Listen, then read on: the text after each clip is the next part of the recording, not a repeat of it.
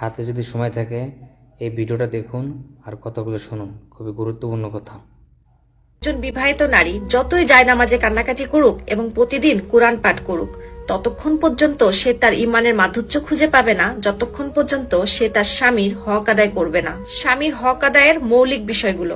Number 1, একজন স্ত্রীর উচিত তার স্বামীর পোশাক হয়ে যাওয়া, তার ভিতরে কমতি বের না করা, তার দোষ খুঁজে বের না করা, তার নিজের পরিবারের মাধ্যমে স্বামীকে পেরেশানি না দেওয়া এবং বিরক্ত না করা। নাম্বার 2, স্বামীর উপরে অসন্তুষ্ট না হওয়া, স্বামী যা দিচ্ছে সেটাতে আলহামদুলিল্লাহ বলা, শুকরিয়া আদায় করা। নাম্বার 3, স্বামীর সামনে খারাপ ভাষা ব্যবহার না করা। যদি রেগে থাকে অথবা খারাপ মেজাজে থাকে তাহলে শরীয়তের নির্দেশ আপনি স্বামীর সাথে সম্মান, মর্যাদা এবং ভালোবাসার সাথে তার রাগ মোকাবেলা করবেন। বিয়ের পর যে নারী তার স্বামীর ব্যাপারে যত্নশীল না, স্বামীর হক এবং অধিকারের ব্যাপারে অবহেলা করে, বিশ্বাস করেন আল্লাহ তাআলা সেই নারীকে ইমানের মাধুর্য থেকে বঞ্চিত করে দেয়। এজন্য প্রত্যেকটা নারীর উচিত বিয়ের পর তার স্বামীর হক আদায় করার চেষ্টা করা।